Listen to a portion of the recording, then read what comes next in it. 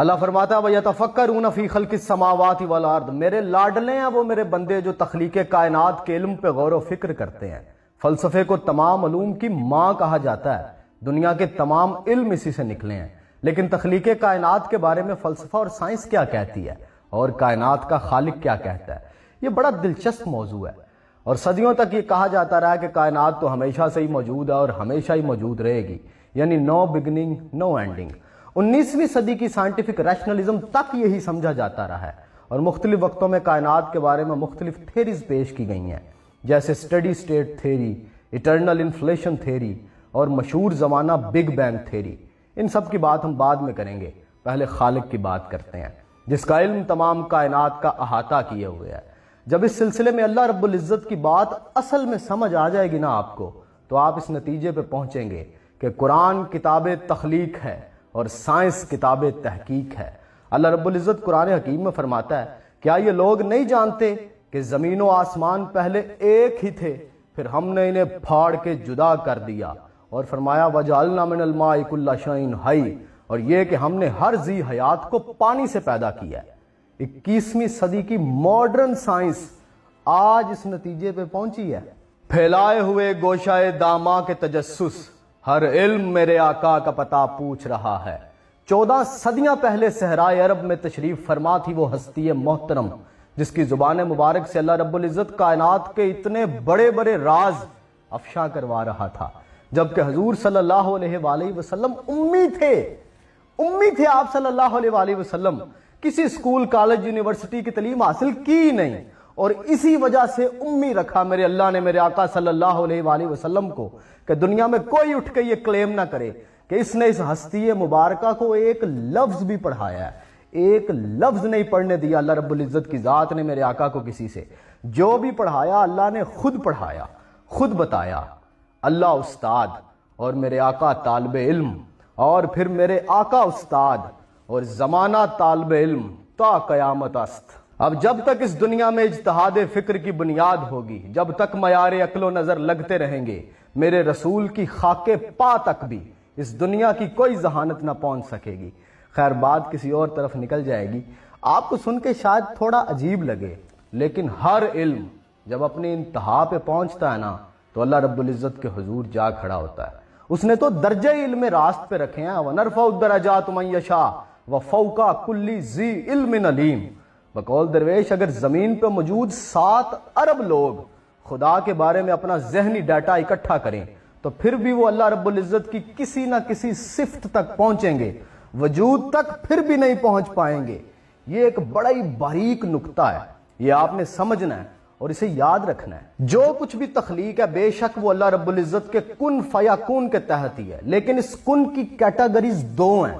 تخلیق میں 2 طرح کے عالم ہیں، ایک ہے عالم امر اور دوسرا ہے عالم خلق۔ جب تخلیق عالم خلق میں ہوگی تو اس میں وقت بھی موجود ہوگا، ٹائم ڈائمینشن بھی ہوگی اور ایک ڈیٹیلڈ پروسیجر بھی ہوگا، غور و خوض سے گڑھیں بھی کھلیں گی۔ لیکن عالم امر کا معاملہ بالکل ڈیفرنٹ ہے، وہ تقویم ہے۔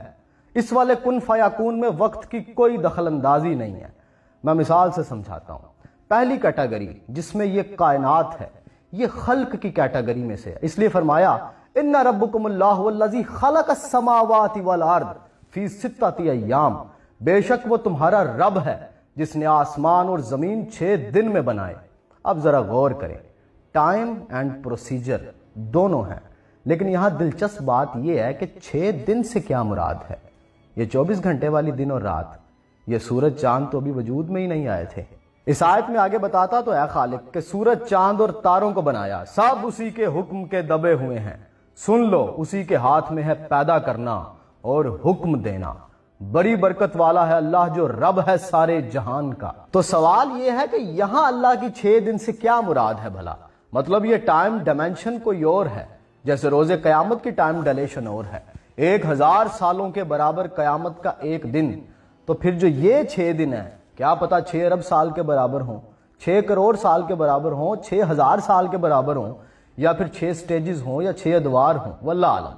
لیکن بہرحال خلق کی اس کیٹیگری میں وقت اور پروسیجر ہے، بالکل اسی طرح انسان کی تخلیق بھی اسی کیٹیگری میں ہے، بلکہ انسان کے معاملے میں تو بڑی ڈیٹیل سے پروسیجر اور انگریڈینٹس کا ذکر آیا ہے۔ انا خلقنا الانسان من نطفۃ امشاج، ہم نے انسان کو ایک ملے جلے نطفے سے پیدا کیا۔ یہاں پہ یہ جو لفظ امشاج استعمال کیا نا اللہ رب العزت نے، کوزے کو سمندر میں بند کر دیا، اس کے بارے میں ہم ڈیٹیل سے بات کریں گے، اور پھر ڈیٹیل سیکوینس کہ ہم نے اسے ایک محفوظ جگہ پہ نطفہ بنا کر ٹھہرایا، پھر ہم نے اس نطفے کا بلڈ کلوٹ بنایا، پھر ہم نے اس بلڈ کلوٹ سے گوشت کا لوتھرا بنایا، پھر ہم نے ہڈیاں بنائیں، پھر ہم نے ان پہ گوشت پہنایا۔ بڑا ہی بابرکت ہے وہ اللہ جو بہترین خالق ہے۔ اور پھر لقد خلقنا الانسان فی احسن تقویم، ہم نے احسن تقویم بنایا۔ آج کی جدید سائنٹیفک ریسرچ اسی پروسیجر پہ پہنچی ہے، سیکوینس بھی یہی ہے۔ اور پھر آگے چل کے فرمایا فجعلناہ سمیعا بصیرا، یہ بڑا دلچسپ ہے کہ وہ سنتا بھی ہے دیکھتا بھی ہے۔ یہ اس پروسیجر میں اللہ نے بتایا ہے کہ جب انسان بن رہا ہوتا ہے وہ پورا پروسیجرز میں اللہ نے بتایا کہ وہ سنتا بھی ہے اور دیکھتا بھی ہے۔ یہ بڑا دلچسپ ہے، اللہ پہلے فرماتا ہے کہ سنتا بھی ہے اور پھر فرماتا ہے کہ وہ دیکھتا بھی ہے۔ آج کی میڈیکل ریسرچ بتاتی ہے کہ پہلے سننے والے سسٹم بنتے ہیں، جب انسان بن رہا ہوتا ہے نا اپنے ماں کے پیٹ کے اندر، تو پہلے سننے والے سسٹم بنتے ہیں، پھر بصیرت والے سسٹم بنتے ہیں۔ یہ سیکونس بھی اتنا ڈیٹیل کے ساتھ اللہ نے قرآن حکیم میں بتایا ہوا ہے۔ 14 صدیاں پہلے اتنی ایکوریٹ انفارمیشن صرف خالق ہی دے سکتا ہے، اور ایسی انفارمیشن جو قیامت تک راست انفارمیشن ہے۔ پھر ایک اور جگہ فرمایا کہ بے شک ہم نے آدمی کو چنی ہوئی مٹی سے بنایا، پھر اسے پانی کی ایک بوند کیا ایک مضبوط ٹھہراؤ میں۔ اب یہ دو مختلف سٹیٹمنٹس آپ نے اپنے ذہن میں رکھنی ہیں۔ ہم آگے چل کے جب ایولیوشن کے چیپٹر کو ڈسکس کریں گے تو ہم اس میں اسے ڈسکس کریں گے، کیونکہ ایولیوشن ایک بڑا اہم موضوع ہے۔ اور چونکہ میرا واسطہ جدید مدرسوں کے طالب علموں سے ہے، مطلب یونیورسٹی کے طلباء سے، اور میرے مخاطب بھی وہی ہیں، اکیڈیمک کے بندے میرے مخاطب ہیں یا پھر پرتجسس لوگ، یہ شاید میری باتیں انہی کی کیوریوسٹی کا جواب ہے، حل میں مبارز والوں سے اپنا کوئی تعلق نہیں۔ بہرحال اب ہم آتے ہیں عالم امر کی طرف۔ اللہ فرماتا ہے قرآن حکیم کے اندر وَيَسْأَلُونَكَ عَنِ الرُّوحِ، یہ لوگ جو آپ سے روح کے متعلق سوال کرتے ہیں، کل الروح من امر ربی، انہیں بتا دیں کہ یہ میرے رب کا امر ہے۔ اور امر کے بارے میں اللہ نے ایک اور جگہ ارشاد فرمایا، کئی جگہ پہ ارشاد فرمایا۔ ایک جگہ پہ ارشاد فرمایا وَإِذَا قَضَىٰ أَمْرًا فَإِنَّمَا يَقُولُ لَهُ كُن فَيَكُونُ، اور جب وہ کسی امر کا ارادہ کرتا ہے تو وہ کہتا ہے کہ ہو جا، بس وہ ہو جاتی ہے۔ یہ امر کی جو تخلیق ہے، یعنی جو عالم امر میں جو تخلیق ہوگی وہ حواس خمسہ میں نہیں آ سکتی، کسی کامن انٹلیکٹ میں نہیں آ سکتی۔ اس لیے آج کی دنیا کا ایک بہت بڑا حصہ روح کے وجود کا انکاری ہے۔ ایک بہت بڑی آبادی ہے دنیا کی جو روح کے وجود کی انکاری ہے، انہیں سمجھ نہیں نہ آتا روح کے بارے میں، یہ کانسیپٹ ان کے ذہن میں نہیں آتا، حواس خمسہ کے اندر آ نہیں نہ سکتی روح، انہیں لگتا ہے کہ شاید روح ہے ہی نہیں۔ اور اللہ رب العزت نے اس کے بارے میں بتایا کہ قرآن حکیم میں ایک جگہ اللہ تعالیٰ ارشاد فرماتے ہیں وَمَا أُوتِيتُم مِّنَ الْعِلْمِ إِلَّا قَلِيلًا، کہ اے لوگو میں نے تمہیں علم ہی بہت تھوڑا دیا اس کے بارے میں، یعنی عالم امر کی تخلیقات کا علم اللہ نے دیا ہی تھوڑا ہے۔ اس معاملے پہ ہے یؤمنون بالغیب، کہ آپ نے غیب پہ ایمان رکھنا ہے، لیکن ایسا بھی نہیں ہے کہ کسی کو اللہ نے علم دیا ہی نہیں ہے۔ یہاں پہ اب وہ نقطہ آتا ہے کہ جس پہ اللہ کرم کر دے، جس پہ اللہ فضل کر دے، جس کو اللہ عطا کر دے، اس علم کے بحر بے کراں سمندر میں سے کوئی ایک قطرہ اللہ چاہے تو عطا کر دے۔ بے نیاز ہے نا، وہ جسے چاہے عطا کر دے۔ اور پھر جو کامن انٹلیکٹ کے لوگوں نے لگتا ہے کہ نہیں ایسا تو ہو ہی نہیں سکتا، اللہ نے ہمیں نہیں دیا تو کسی کو کیوں دے گا؟ بھائی جو اس کے دوست ہیں، جو اس کے قریب ہیں، اللہ تعالیٰ انہیں دے دیتا ہے۔ تو بس ثابت یہ ہوا کہ جو عالم خلق کی تخلیقات پہ آپ غور و فکر کریں گے تو بہت سی گتھیاں سلجھیں گی۔ اللہ رب العزت نے کہا میرے قریب ہو جاؤ گے۔ اور اپنی ذات کے بارے میں من عرف نفسہ فقد عرف ربہ، اپنی ذات پہ غور و فکر کرو، کائنات کے اوپر غور و فکر کرو، اللہ رب العزت کی ذات کے قریب ہو جاؤ گے۔